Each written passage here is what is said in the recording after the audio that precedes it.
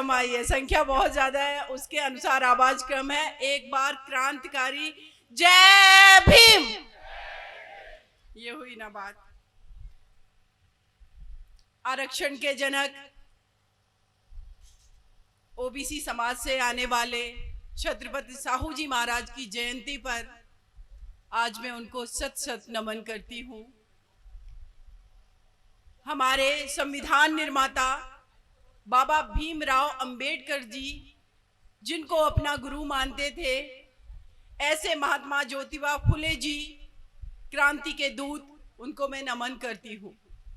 और साथ में ही उनकी पत्नी माता सावित्रीबाई फुले, जिनके कारण आज मैं देख पा रही हूँ कि इस मंच पर मैं भाषण दे पा रही हूँ, अगर मैं सुप्रीम कोर्ट में वकालत कर पा रही हूँ, और इस रो में जो हमारी बहनें बैठी हुई हैं, ये माता सावित्रीबाई का बहुत बड़ा योगदान है। ऐसी क्रांतिकारी महिला को मैं जय भीम करती हूँ, नमन करती हूँ। मानवर साहब कांसीराम जी, बाबा साहब ने जो संविधान लिखा भारत का, उस संविधान को कैसे व्यवहारिक रूप से लागू किया जाता है, करवाया जाता है, अपने लोगों को कैसे जागरूक किया जाता है, ये करके दिखाया। ऐसे मानवर साहब क्रांतिकारी कांसीराम जी को, मानवर को, साहब को मैं नमन करती हूँ। माता जीजाबाई को नमन करती हूँ, माता सावित्रीबाई फुले को नमन करती हूँ। ऐसे हमारे तमाम महापुरुषों को मैं नमन करती हूँ। बाबा साहब अंबेडकर जी की जब बात आती है तो मैं एक ही चीज सोचती हूँ कि इसी नागपुर में एक संस्था यहां से संचालित होती है, वो है आरएसएस। और ये हमेशा ये दावा करते हैं कि हमारे राष्ट्रवाद के वजह से इस भारत की अखंडता बची हुई है। लेकिन आज इस नागपुर की धरती और इस गोंदिया की धरती के रजे गांव से मैं एक बात कहना चाहती हूं कि हमारे भारत की अखंडता एकमात्र कारण से बची हुई है, वो है भारत का संविधान, और जिसको लिखा है एक ऐसे बेटे ने जिस बेटे को पानी पीने के लिए भी संघर्ष करना पड़ा। हमारे खून में, हमारे पूर्वजों के विचारों में, हमारे पूर्वजों के व्यवहार में मानवतावाद की बात झलकती है। उनके कामों में मानवतावाद झलकता है, उनकी किताबों की लेखनी में समता मूलक समाज की बात झलकती है। लेकिन नागपुर से संचालित होने वाली किसी पत्रिका आज तक समता मूलक समाज की बात नहीं कर रही है। वो बात किस बात की कर रही है? उस बात की बात कर रही है, राष्ट्रवाद की बात कर रही है। और उस राष्ट्रवाद में इस देश की बहुसंख्यक आबादी, जो कि बहुजनों की आबादी है, जो कि दलित, शोषित, पीड़ित, वंचित, माइनॉरिटी, महिलाओं की आबादी है, उनके हक अधिकार की बात नहीं है। तो फिर ये कैसा राष्ट्रवाद है? क्या इस देश की एक बहुत बड़ी आबादी जो कि बहुसंख्यकों की है, इनका विकास किए, इनको बेसिक एजुकेशन दिए, इनको जागरूक किए बिना, इनको मुख्य धारा में जोड़े बिना क्या कोई भी राष्ट्र कभी तरक्की कर सकता है? इसीलिए जब भी अंतर्राष्ट्रीय स्तर पर यूएन द्वारा या बहुत सारी संस्थाओं द्वारा जब आंकड़े जारी किए जाते हैं, जब सूचकांक आता है, तो हम हमेशा निचले पायदान पर आ गए। निचले में भी अगर कहेंगे कि 150 अगर राज्यों, 150 राष्ट्रों की, 150 देशों की अगर बात हो रही है, तो उसमें हम सबसे निचले स्तर पे 10 राज्यों की सूची में हैं। आखिर क्यों? एक तरफ हम दिखा रहे हैं कि भारत विश्व गुरु बनने के कगार में है, फिर हम गरीबी में 150वीं रैंक पर क्यों हैं? आखिर कोई तो हमारे देश के अंदर भूखा सो रहा है। शिक्षा के सूचकांक में हम इतने पीछे क्यों हैं? इसका मतलब है हमने किसी को तो शिक्षा से वंचित रखा है। स्वतंत्रता के नाम पर अगर प्रेस की स्वतंत्रता की बात करें, इसका मतलब है कि हमने मीडिया को, प्रेस को कठपुतली बना दिया है। शासन सत्ता का इसका मतलब है कोई तो ऐसा है जो कठपुतली बना हुआ है, अपने हक अधिकार की बात नहीं कर पा रहा है। क्या इन सारी चीजों पर बात किए बिना कोई भी राष्ट्र तरक्की कर सकता है? हमारे बाबा साहब ने 1950 में संविधान लिख करके इस देश को समर्पित कर दिया। जब अंग्रेज यहां से चले गए, अभी स्वयं अम्बेडकर जी ने जो बात बताई, पूना पैक्ट की बात बताई, उससे एक कदम हम आगे जब बात कर रहे हैं कि जब यहां से अंग्रेज चले गए और ये हुआ, अंग्रेज चैलेंज करके गए थे भारतीयों को कि अगर आप लोग सक्षम हैं तो अपना संविधान खुद बना लो, हम इस देश से चले जाएंगे। जब ये बात आई कि आखिर इतने बड़े देश के लिए, इतनी भाषाएं बोले जाने वाले देश के लिए, इतनी सांस्कृतिक विविधता वाले देश के लिए संविधान लिखेगा कौन? एक व्यक्ति नजर नहीं आया। क्यों? क्योंकि किसी की भावना में इस पूरे देश समाहित ही नहीं था, किसी की फीलिंग में वो समता मूलक समाज की बात नहीं थी, कोई इतना पढ़ा लिखा नहीं था, किसी के पास इतनी डिग्रियां नहीं थी। इसीलिए जब इस देश को एक सर्वश्रेष्ठ संविधान देना था तो सारे कैबिनेट मिशन योजना के लोग बाबा साहब की तरफ देख रहे थे, क्योंकि उनसे ज्यादा काबिल कोई नहीं था इस भारत का संविधान लिखने के लिए। लेकिन वो बेटा आ किस समाज से रहा था? मेरा तो ये मानना है कि आज हमारे जो कार्यक्रम हम लोग कर रहे हैं, अपने लोगों के बीच जा रहे हैं, हमारी माताएं बहनें, हमारे बच्चे, ओबीसी, एससी, एसटी समाज के, माइनॉरिटी समाज के हमारे भाई, हम लोग मिलके काम कर रहे हैं, तो क्यों ना इन मंचों पर उन लोगों को भी बैठाला जाए जो खोखले राष्ट्रवाद की बात कर रहे हैं, जिन्होंने मेरे देश को अंदर से खोखला कर रखा है। मैं दावे के साथ कहती हूं, वो हम लोगों की बातों में टिक नहीं पाएंगे जैसे बाबा साहब की बातों में वो टिक नहीं पाते थे। जब संविधान सभा का गठन हो गया और राजेंद्र प्रसाद जी ने ये बात कही, जो कि अध्यक्ष थे संविधान सभा के, कि मैं डेली सुनता हूं अंबेडकर को और मुझे ये पूरा विश्वास हो चुका है कि इस व्यक्ति से काबिल संविधान लिखने वाला कोई व्यक्ति हो नहीं सकता था। अगर इस समाज में, अगर इस बहुजन समाज के बच्चों में, अगर इस ओबीसी, एससी, एसटी, माइनॉरिटीज के बच्चों में इतनी ही काबिलियत है कि वो एक इतने डेमोक्रेटिक कंट्री में एक इतना स्ट्रांग संविधान दे सकते हैं कि जो 75 साल से हमारे देश में अखंडता को बरकरार रखे हैं, तो फिर इन बच्चों के पेट पर लात क्यों मारी जाती? इनको नौकरियां क्यों नहीं दी जाती? इनके हक अधिकार की बात कौन करेगा?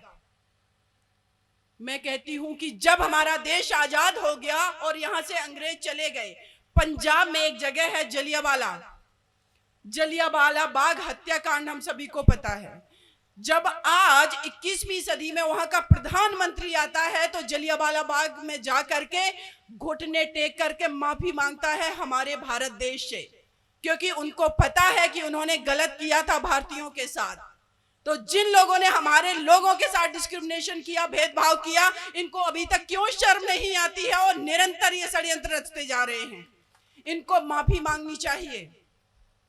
आप 3% आबादी को सशक्त करके 3% आबादी या 10% आबादी देश के 90% संसाधनों पर कब्जा करके आपको लगता है कि आप देश को मजबूत कर रहे हैं? सच में मेरे देश को अंदर से आप कमजोर कर रहे हैं। बहुजन समाज में एक से एक काबिल बच्चे हैं, एक से एक काबिल बेटियां हैं।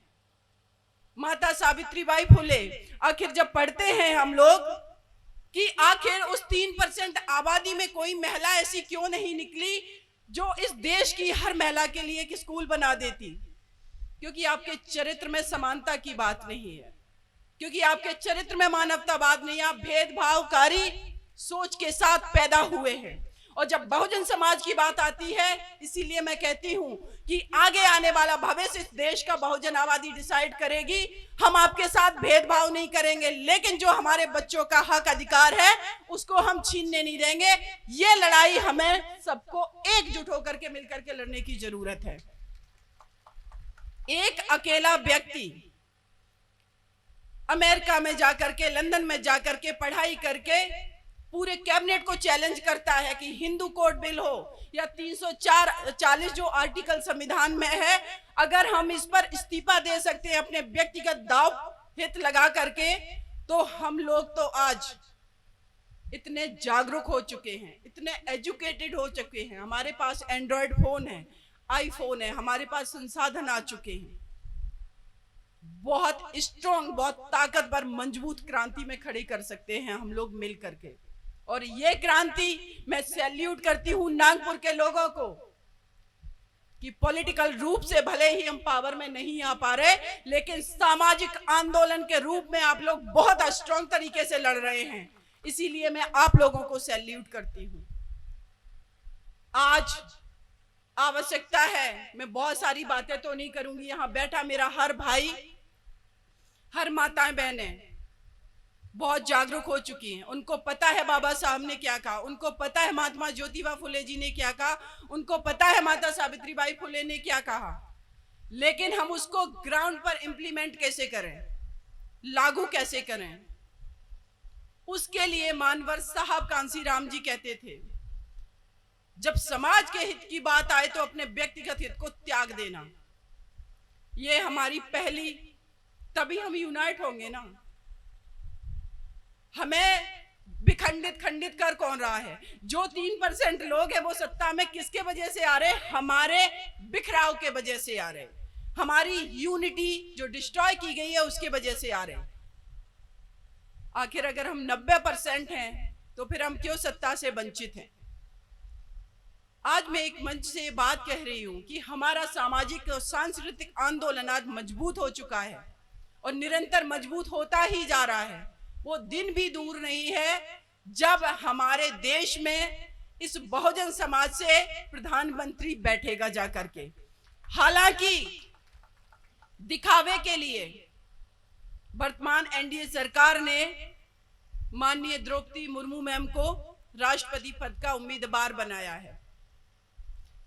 संविधान हम लोगों ने पढ़ा है, हम लोगों को बखूबी ये बात पता है कि देश के राष्ट्रपति के पास कितनी पावर है। एक्चुअल में पावर जो है वो कैबिनेट के पास है। कैबिनेट की सलाह पर देश का राष्ट्रपति काम करता है।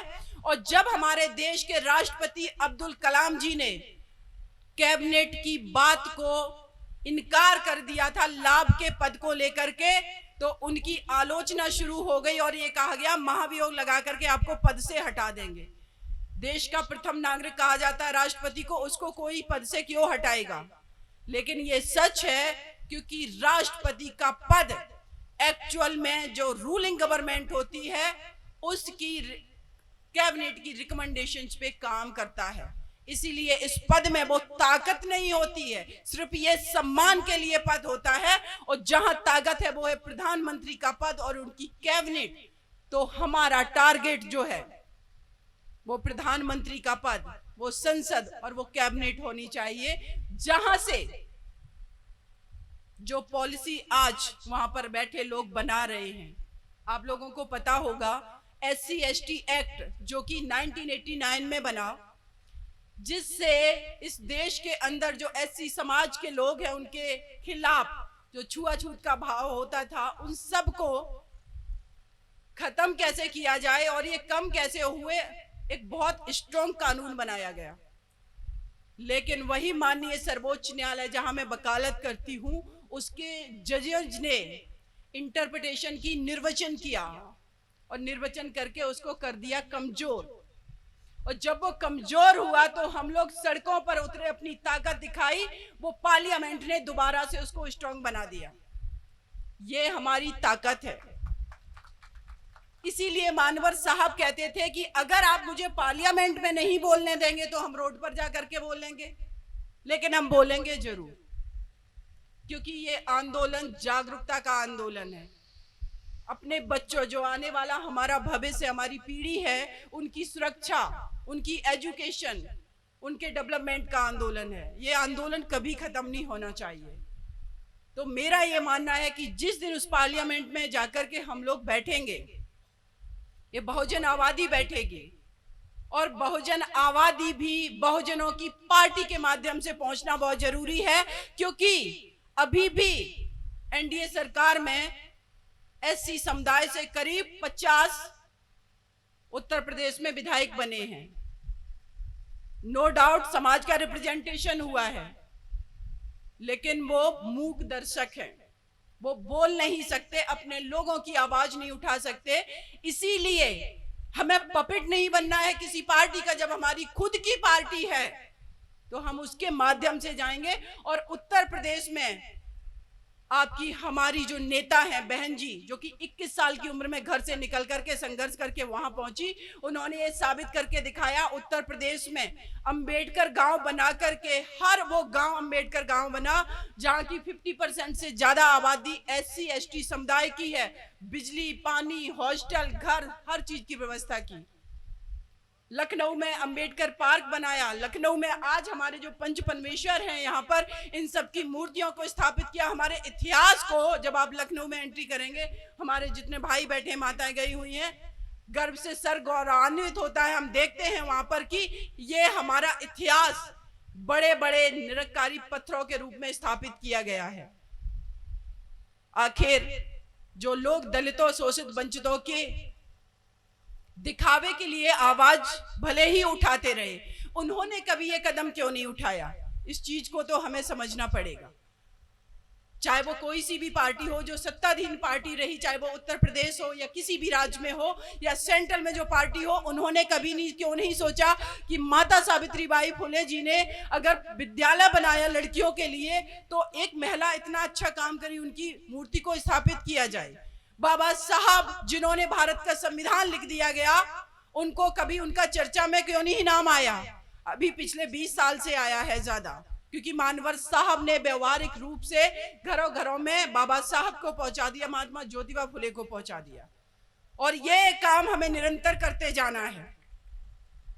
साथ में मैं एक और बात कहूंगी कि यहाँ हमारे बड़े भाई जो बैठे हुए, हमारी माताएं बहनें बैठी हुई हैं, हम लोग इतने जागरूक हो चुके हैं, लेकिन हमारी जो आगे आने वाली पीढ़ी है, हमारे बच्चे, आज अगर हमारे घरों में हमारे बच्चे सवाल करें हमसे, कोई क्वेश्चन करें, उनको as a father, as a brother, as a sister डांटना नहीं है। उनके सवालों के आंसर हमें देने हैं।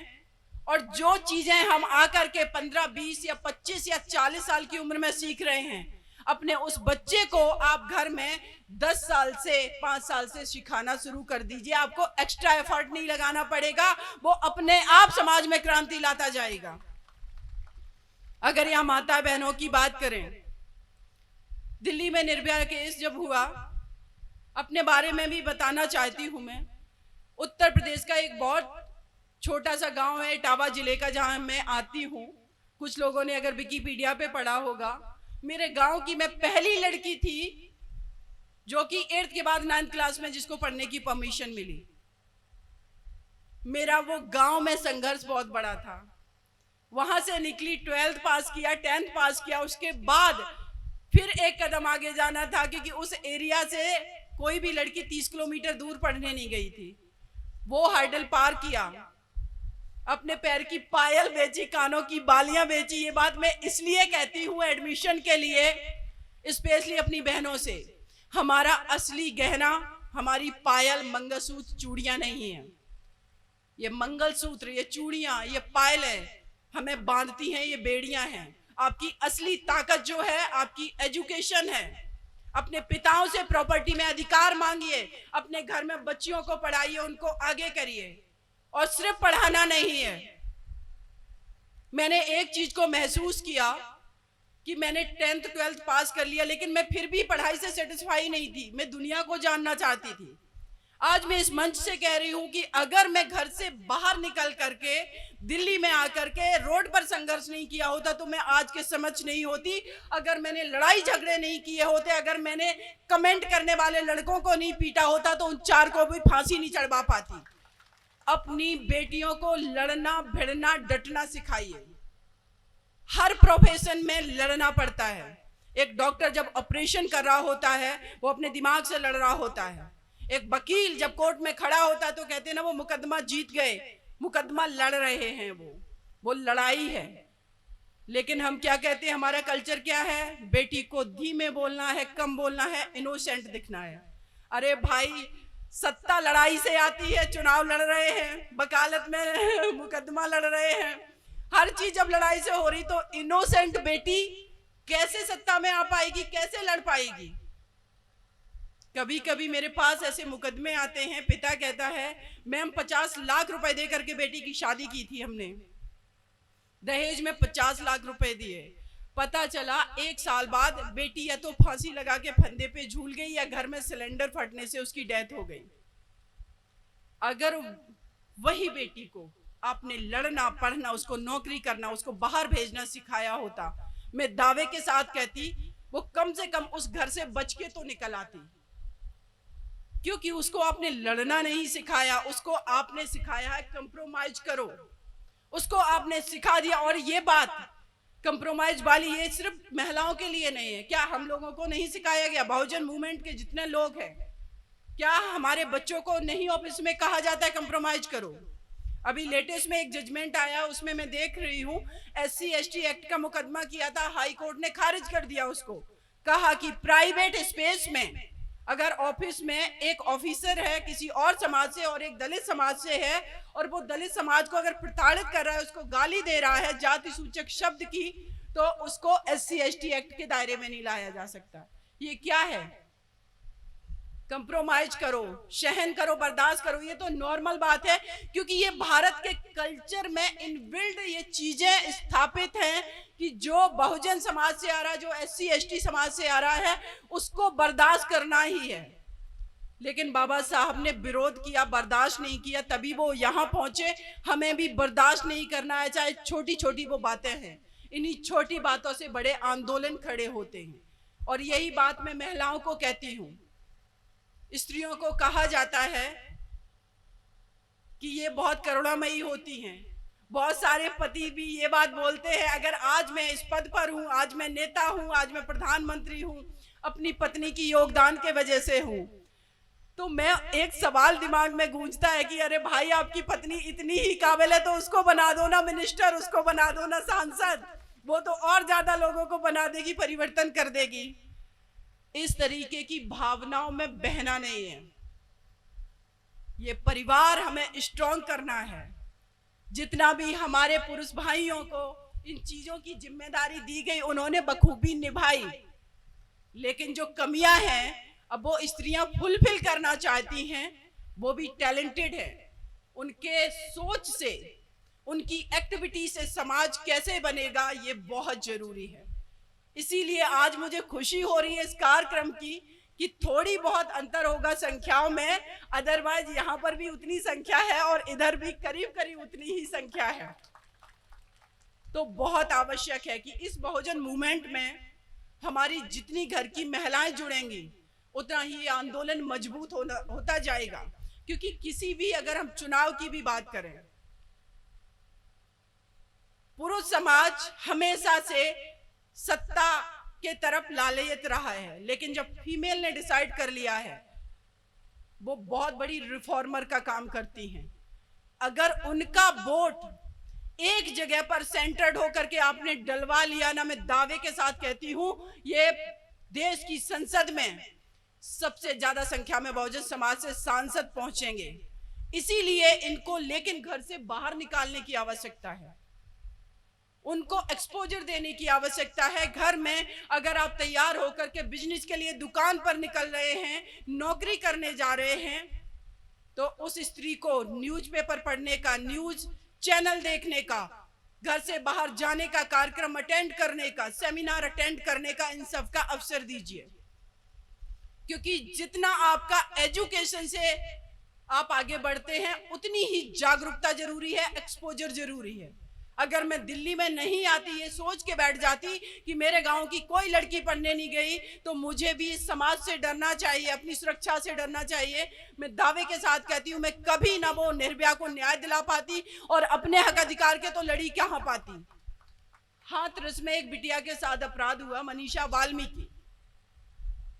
उस बेटी के परिवार को उत्तर प्रदेश पुलिस ने ऐसे घेरेबंदी में कर दिया कि कोई मिल भी नहीं पा रहा है। आप लोगों ने शायद देखा होगा, ADM से मेरी लड़ाई हुई, मैं बहुत चिल्ला चिल्ला के लड़ रही थी। अरे भाई, जिनके कान बहरे हो चुके हैं, हमें चिल्लाने की जरूरत इसलिए पड़ रही है क्योंकि हमारी धीमी आवाज वो सुनना ही नहीं चाहते हैं। वहां पर जब मैं लड़ रही तो मेरे बहुत सारे पत्रकार भाई मेन स्ट्रीम मीडिया के हमसे कह रहे, सीमा मैम आप तो हमेशा बहुत पोलाइट होके बात करती थी, लेकिन उस दिन तो हमने आपका भयंकर रूप देखा। उस भयंकर रूप को दिखाने की भी आवश्यकता है तो लड़िए, चिल्लाइए, क्योंकि बहुत आवश्यक है कि जो बहरे लोग बैठे हैं सत्ता में वो इसी तरीके से सुनेंगे। और साथ ही साथ अक्सर हम लोग भी आरोप लगाते, और सच भी है ये, कि जो भी इस देश के अंदर इतिहास लेखन हुआ है, हम कहते हैं हमारे आइकॉन को नहीं लिखा गया। सावित्रीबाई माता फुले जी की जब बात आती है, महात्मा ज्योतिबा फुले जी की बात आती है, फातिमा शेख की बात आती है, तो एक 4-4 लाइनों में इतिहास लिख दिया गया, क्योंकि इतिहास लेखन करने वाले लोग हमारे लोग नहीं थे। आज हम जब पढ़े लिखे हैं, अभी सर ने मुझे, धनंजय सर ने किताब दी है, मैं शुक्रिया अदा करती हूँ। हमारे बहुजन लोगों के तरफ से लेखन बहुत आवश्यक है, क्योंकि यही चीजें भविष्य में हमारे बच्चे इतिहास लेखन के रूप में देखेंगी। आप YouTube चैनल जो बना रहे हैं उस पर बोलिए, आप फेसबुक पर लाइव जा रहे हैं, अपनी समस्याओं को, देश में क्या हो रहा है लिखिए, बोलिए। आपके क्षेत्र में इस रजे गांव में भी अगर कोई घटना हो रही है तो मैं बेटियों, माताओं, बहनों से भी कह रही हूँ ये बात, लाइव जाइए, व्हाट्सएप पर आप इन चीजों को लिखिए, क्योंकि यही छोटी चीजें जो हैं वो कल इतिहास बनेंगी।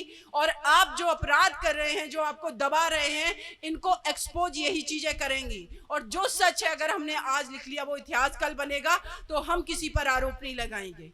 ये बहुत आवश्यक है। मैंने IAS की तैयारी भी की। जब मैं इतिहास पढ़ती हूँ, रियली मुझे भी कभी कभी इन चीजों को लगता है कि आखिर इतना नेहरू जी को महिमा मंडित कर दिया गया। सामाजिक आंदोलन हुआ जहां शिक्षा की सबसे ज्यादा आवश्यकता थी। शिक्षा की अलग जगाने वाले महात्मा ज्योतिबा फुले, माता सावित्रीबाई फुले, आखिर उनकी बात क्यों नहीं की गई?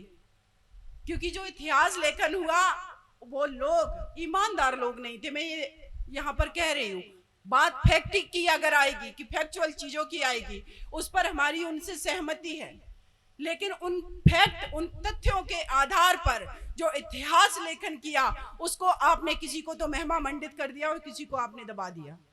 लेकिन अब ये हमारी रिस्पॉन्सिबिलिटी है कि हम इसको न्यूट्रल तरीके से लिखें, हमारे आगे आने वाली जनरेशन पढ़े।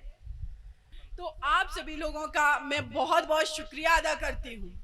अब साथ में ही रिजर्वेशन की अगर मैं बात करूं, जो कि छत्रपति साहू जी महाराज जी ने उस समय में जब देखा, एक तो उन्होंने, आप लोगों को पता ही होगा कि जब उनको महाराजा बनाया गया, जब वो राजा बने कोल्हापुर के, तो उनसे कहा गया कि एक पद्धति है, उसके तहत आपको हम राजा बनाएंगे। पहला उन्होंने वहां पर विरोध कर दिया। उन्होंने क्यों विरोध किया? कि जो ब्राह्मण समाज है, जो जिनको हम कहते कुलपति और ये सारे लोग, ये तो हमें राजा मानने को तैयार भी नहीं है, उस पद पर बैठाने के बावजूद भी। ये भावना है इनके अंदर। तो उन्होंने वहां से विरोध शुरू किया, अपनी चीजें स्थापित करना शुरू किया। यहाँ पर जितने भी सभा में लोग बैठे हैं, मेरे भाई, मेरी माता बहनें, अगर हमारे व्यक्तिगत विचार, नए विचार कुछ ऐसे आते हैं जिससे हमें लगता है कि किसी मानवता को हानि नहीं है, किसी के मौलिक अधिकार का हनन नहीं है, तो उस विचार को आगे लाना बहुत जरूरी है। पहले से जो चीजें स्थापित होती हैं और उसमें अगर भेदभाव है तो उसका विरोध करने में कोई बुराई ही नहीं है, क्योंकि सर्वश्रेष्ठ तो मानवता है। छत्रपति साहू जी महाराज ने वही तो किया। मैं शायद कामले नाम के एक व्यक्ति थे जिनको उन्होंने एक चाय की दुकान खुलवाई थी। उन्होंने कहा कामले जी ने कि महाराज हम इस पर नाम लिख देते हैं। कहते छुपके ही सही, जाति मत लिखो, इनको चाय पिलाओ पहले। जब लोगों को पता चला, विरोध करना शुरू किया, तो महाराज खुद आकर के चाय पीने लगे। इसीलिए मैं मानवर साहब के लिए बात कहती हूँ कि उन्होंने इस पूरे देश के अंदर इतना बड़ा आंदोलन कैसे खड़ा कर लिया। वो इसलिए कर पाए क्योंकि नैतिकता उनके अंदर थी। उन्होंने वो खुद करके दिखाया। घर छोड़ा, नौकरी छोड़ी, आजीवन अविवाहित रहे, सर्दियों में पहनने के लिए कपड़े नहीं है, लेकिन फिर भी आंदोलन करते जा रहे हैं। ये सारी चीजें उन्होंने करी। वैसे ही छत्रपति साहू जी महाराज जी ने, जब उनके दिमाग में ये बात आई कि आखिर हमारे जो दलित समाज के जो भाई हैं, इनके साथ इतना भेदभाव है, तो क्यों ना इन लोगों को हम रिजर्वेशन दें। 50% पहली बार रिजर्वेशन उन्होंने अपने जो साम्राज्य उनका था कोल्हापुर, वहां पर उन्होंने लागू कर दिया। बच्चों के लिए उन्होंने हॉस्टल बनवाए, स्त्रियों की शिक्षा की बात की, प्राथमिक शिक्षा को कंपलसरी कर दिया, निशुल्क कर दिया। वर्तमान समय में जो कहा जाता है कि लोक कल्याणकारी सरकार है, इस सरकार से मैं एक सवाल करती हूं, क्या एक देश का प्रधानमंत्री महाराजा छत्रपति साहू जी महाराज की पॉलिसी को ही अपने कैबिनेट में जाकर के पास करवा दे, इस देश का भला हो जाएगा? लेकिन आप ऐसा नहीं करेंगे, क्योंकि आपको पता है कि जिस दिन आपने देश की पार्लियामेंट में, जिस दिन आपने अपने भाषणों में यह बोलना शुरू कर दिया कि सामाजिक न्याय का एक मसीहा छत्रपति साहू जी महाराज, जिन्होंने 50% रिजर्वेशन दिया था, जिन्होंने बेसिक एजुकेशन की बात की थी, उस दिन आप उनको हीरो बना देंगे। लेकिन आप बहुजन समाज के लोगों को हीरो बनता देखना पसंद नहीं करना चाहते हैं, क्योंकि अगर आपने इनकी बात कर दी, इनके कामों की बात कर दी, तो आपकी जो कॉन्स्पिरेसी है, आपके जो षड्यंत्र है, वो खुल जाएंगे। ये दोनों चीजें एक साथ नहीं चल सकती। हमारे पूर्वजों के विचार और उनका इतिहास लेखन दोनों कॉन्ट्राडिक्टरी है। अगर इन्होंने इनको लिखा तो वो एक्सपोज होंगे, क्योंकि भेदभाव किसने किया? उन्हीं लोगों ने किया है।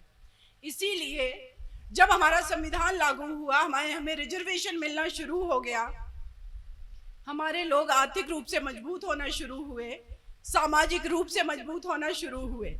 मैं एक और बात इस मंच से कहूंगी कि जैसे ही देखा लोगों ने कि सामाजिक और आर्थिक रूप से मजबूत हो रहे, आईएएस आईपीएस बन रहे हैं, तो अपने घर की बेटियों की शादी करवाना शुरू कर दिया।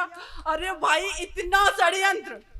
और हमारे अपने लोग इसी में गौरवान्वित महसूस कर रहे हैं कि हमने ब्राह्मण समाज की बिटिया से शादी कर ली। तो मैं कहूंगी, लेकिन उनकी कॉन्स्पिरेसी को समझिए, धीमे से पहुंचा दिया हमारे घरों में। लेकिन हम कह रहे हैं ना कि हम बहुजन समाज के लोग हैं भाई, हम तो वैसे भी समता मूलक समाज की बात करते हैं।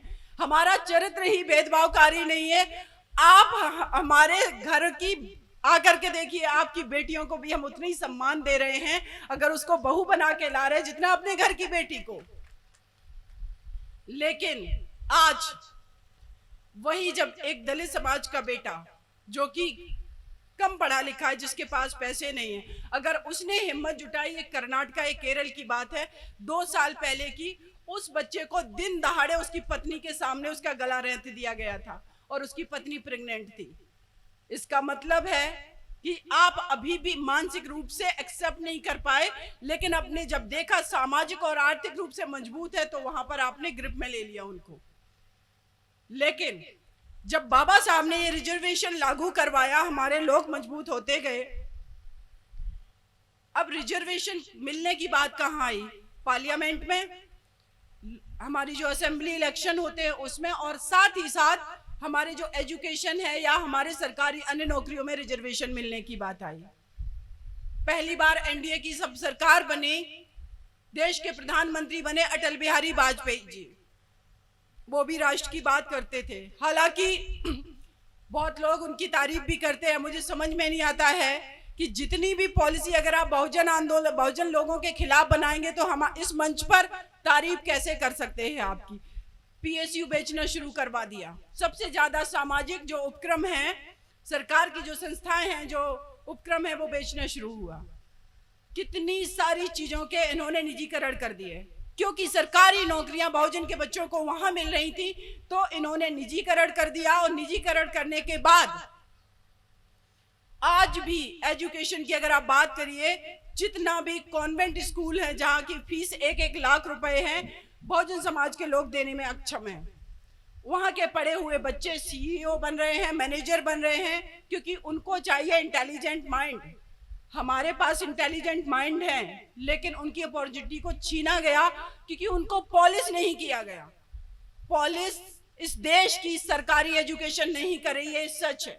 इसीलिए सरकारी एजुकेशन जो है वो हमारे बच्चे पढ़ेंगे, और जो प्राइवेट एजुकेशन है उसमें जाकर के जहां पर पॉलिसिंग भी हो रही है, जहां पर संसाधन भी है, उनके बच्चे पढ़ेंगे। फिर जाकर के वो निजीकरण जिन कंपनियों का हो रहा है उनको चलाएंगे, उनके मालिक बनेंगे। ये कॉन्स्पिरेसी है। इसीलिए अगली डिमांड हमारी जो है वो क्या है कि इन प्राइवेट कंपनियों में भी रिजर्वेशन हो। लेकिन जिन लोगों को ये मुद्दा पार्लियामेंट में उठाना है, जिन लोगों को ये मुद्दा असेंबली में उठाना है, वो लोग बोल नहीं पा रहे हैं क्योंकि उनको आवश्यकता नहीं है। आवश्यकता जिनको है उनके अंदर बिखराव के वजह से हम यूनाइट होकर के नहीं पहुंच पा रहे हैं। हम मुख्यमंत्री नहीं बन पा रहे हैं, हम प्रधानमंत्री कैबिनेट में नहीं पहुंच पा रहे हैं। तो फिर आपके पास विकल्प क्या है? विकल्प है सामाजिक आंदोलन, और उस आंदोलन से उनको रोकना है कि वो ना सत्ता में पहुंचे। जब वो नहीं पहुंचेंगे तो हम लोग पहुंचेंगे, वहां पॉलिसी हम बना लेंगे। जो कंपनी का टर्नओवर 500 करोड़ रुपए है, वहां पर 30 से 40% आप रिजर्वेशन कंपलसरी कर दीजिए। लेकिन ये करेगा कौन जब हमारे अपने लोग वहां पहुंचेंगे? और वर्तमान में जो ये एजुकेशन पॉलिसी लाए हैं उसमें ये कहा गया है कि जो व्यक्ति प्रोफेशनली जो चीज काम करता आया था वो वही काम करेगा। इनडायरेक्ट वे में जातियों के आधार पर इन्होंने जिन कामों को बांटा हुआ था उन कामों को अगेन ये उसी तरीके से करवाना चाहते हैं, क्योंकि नहीं पसंद है कि उनका बच्चा आईएएस बने या मैनेजर बने। लेकिन जब किसी और समाज का व्यक्ति उस पर्टिकुलर प्रोफेशन में आगे बढ़ेगा तो वो ब्रांड बन जाता है, लेकिन हम लोग कभी ब्रांड नहीं बन पाते हैं। तो पूरी कॉन्स्पिरेसी को हमें समझने की जरूरत है। आज इस देश को सच ये है कि देश की सरकार के साथ साथ पूंजीपति चला रहे हैं। हमारे बच्चे अगर स्टार्टअप शुरू करेंगे, कोई छोटा मोटा बिजनेस करेंगे, उस बिजनेस के लिए अगर उनको पैसे लेने हैं, लोन लेने हैं, तो बैंक में बैठे मैनेजर करप्शन करके कहेंगे 50,000 ले जाओ, स्टार्टअप मत डालो, 50,000 हमें दे दो, हम हो गया 1 लाख का बंटवारा। ना उनको जमीन मिलेगी, ना उनको दुकानें मिलेंगी। और हम क्या करें, अपने बच्चों को एमबीए करवा रहे हैं। एमबीए करने के बाद हमारा बच्चा कहाँ जा रहा है? दिल्ली में 5 स्टार होटल में जाकर के 20,000 रुपए की नौकरी कर रहा है। परिवार से बहुत दूर, समाज से बहुत दूर। ऑब्जेक्शन वहां नहीं कर सकता, क्रांति वहां नहीं कर सकता है। इससे बेटर है कि वो अपने एरिया में रह करके अपने लोगों को जागरूक करे, वहां पर वो चेयरमैन बने, पार्षद बने, अपना यूट्यूब चैनल चलाए, अपनी छोटी मोटी दुकान खोले, क्योंकि वो तो और भी ज्यादा वहां पर शोषित कर रहे हैं, वंचित कर रहे हैं। तो इन सारी चीजों को हमें समझने की जरूरत है। निजीकरण जितनी भी कंपनियों का हुआ है, उन कंपनियों में हमें रिजर्वेशन मांगने की जरूरत है। और एक और कदम आगे अगर बात करूंगी, जितने भी बहुजन समाज के नेता हुए इस देश के अंदर, उन नेताओं को चाहे वो सीबीआई हो चाहे ईडी हो, इसके ग्रुप में ले लिया गया है। क्योंकि ना तो हमारे लोग सीबीआई में हैं, ना हमारे लोग ईडी में हैं, ना हमारे लोग मीडिया में हैं, जहां पर ये लोग दिन रात बात कर रहे हैं। मीडिया नैरेटिव तैयार करता है, किस चीज पर डिबेट होगी, किस चीज पर डिस्कशन होगा। बॉलीवुड इंडस्ट्री की अगर बात कर लें तो आज भी जो फिल्में बन रही हैं, आप देखिए, एक पूंजीपति का बेटा आकर के मर्सिडीज गाड़ी से उतर रहा है और एक बच्चा साइकिल से जा रहा है। उस साइकिल से जाने वाले बच्चे का संघर्ष देखिए। वो क्रांतिकारी है, वो समतावाद की बात करने वाला है, लेकिन वो बच्चा कैसे मौलिश कर रहा है। आज भी एक समर्थ जाति का व्यक्ति सिंहासन पर बैठता है, और जब कोई बहुजन आबादी से आने वाला व्यक्ति अगर SC ST उसमें दिखाया गया तो वो आकर के सर के बल, कंधों के बल झुका होगा, कंधे पर गमछा होगा, कपड़े भी पूरे तन पे। अभी भी ये दिखाने की कोशिश है, क्योंकि ये दिखाना चाहते हैं कि आपका असली चेहरा यही है, आप शासन सत्ता के लिए नहीं बने। ये जो फिल्में बनती हैं ये नैरेटिव है एक, और ये नैरेटिव हमारे देश की बहुसंख्यक आबादी के दिमाग में रखा गया है, क्योंकि हमने फिल्में नहीं बनाई। जय भीम मूवी देखी होगी आप सभी ने, वो सच मूवी है, उसमें कुछ गलत नहीं है। हाथरस अगर हम केस की बात करें, एक दलित समाज से आगे आने वाली बेटी जिसका 4 लोगों ने रेप किया, मर्डर किया, अगर उस केस में मैं इन्वॉल्व नहीं होती, उस परिवार के लिए मैं शुरुआत में नहीं लड़ती, अभी मुकदमा बाद की बात है, तो इस उत्तर प्रदेश सरकार ने उस पूरे परिवार को अपनी बेटी के ही ऑनर किलिंग में जेल में डाल दिया होता। आज जीवन ये लोग बाहर नहीं निकलने देते। इस तरीके की षड्यंत्र होते, और ऐसे एक नहीं, मैं उत्तर प्रदेश क्या कई एक राज्यों में हजारों केस बता देंगे कि जिस परिवार के साथ अत्याचार हुआ उसी को डाल दिया। इसीलिए बहुजन मूवमेंट को जो सबसे ज्यादा जरूरत है, मैं यहां सक्षम हो गई, बहुत लोग सक्षम हो गए, IAS IPS बन गए, लेकिन हमें सबसे ज्यादा आवश्यक है, चाहे वो मनीषा वाल्मीकि जैसी बिटिया हो या मेघबाल जैसा बेटा जो कि राजस्थान में था, उनके दर्द को हमें महसूस करना होगा। इस देश के अंदर अगर एक भी बहुजन आबादी के बेटे या बेटी के साथ अत्याचार होता है तो वो आवाज महाराष्ट्र से भी उठे। अगर अत्याचार उत्तर प्रदेश में हो रहा है, अगर महाराष्ट्र में हो रहा है, तो वो आवाज उत्तर प्रदेश से भी उठे, दिल्ली से भी उठे। ये यूनिटी बहुत आवश्यक है। क्षेत्रवाद तक हमें सीमित नहीं रह जाना है। अगर वो आवाज हम लोगों ने अपनी एकजुटता दिखा ली, यूनिटी दिखा ली, मैं दावे के साथ कहती हूँ कुछ भी असंभव नहीं है। बाबा साहब ने उस दौर में करके दिखाया। आज बहुत लोग हमारे जब बहुजन डिस्कशन डिबेट होते हैं, लोग कहते हैं संविधान बचाने की आवश्यकता है। अरे भाई, हम उस समाज से आते हैं जहां एक व्यक्ति संविधान लिख गया तो हमारे संविधान को बचाने की आवश्यकता, हम लोग एकजुट होकर नहीं बचा पा रहे हैं, और वो षड्यंत्र करके उस संविधान की जो मूल भावना है उसको खत्म करते जा रहे हैं। तो ये हम लोग यूनाइट होकर के सब कुछ संभव है, कर सकते हैं। मैं सैल्यूट करती हूँ ऐसे महापुरुष का जो आज हमारे बीच नहीं है, छत्रपति साहू जी महाराज का, कि उन्होंने एक ऐसे बेटे को आगे किया जिसने जाकर के देश ही नहीं विदेश में अपना परचम लहराया। और एक मंच पर जब एक दिन साहू जी महाराज थे और उसी पर बाबा भीमराव अंबेडकर जी बैठे हुए थे, एक नोट बाबा साहब ने लिखा था। उस नोट को जब उन्होंने पढ़ा, छत्रपति साहू जी महाराज ने, तो उन्होंने ये कहा मंच पर कि इस देश में दलित समाज को, बहुजन समाज को एक आपका लीडर मिल चुका है जो आपके हक अधिकार की बात करेगा। यही भावना इस देश के अंदर OBC, SC, ST और माइनॉरिटी की होनी चाहिए। अगर मेरे साथ में, मेरे बीच में कोई दलित समाज का बेटा है, ST समाज का बेटा है, अल्पसंख्यक समाज का बेटा है, या OBC किसी भी समाज का बेटा, अगर वो काबिल है, बिना जातिवाद की भावना के उसको आगे कर दीजिए। ये बहुत जरूरी है। ये हमारे महापुरुषों ने किया है, तभी आज इस मंच पर ये OBC समाज की बेटी को आप लोगों ने बुलाया है। तो आप लोगों को मैं शुक्रिया अदा करती हूं। ये हमारी यूनिटी, ये हमारी एकता, ये हमारी ईमानदारी, जागरूकता बहुजन आंदोलन की इस देश में बहुत कुछ बदलाव लाएगी। और मैं आप सभी का बहुत बहुत शुक्रिया अदा करती हूं कि आप लोगों ने मुझे इस नागपुर की धरती पर बुलाया, इस गोंदिया में बुलाया और इस रजे गांव में ये कार्यक्रम रखा, क्योंकि ग्रामीण क्षेत्र से भी यहाँ लोग आ पाए। तो आप सभी का बहुत बहुत धन्यवाद।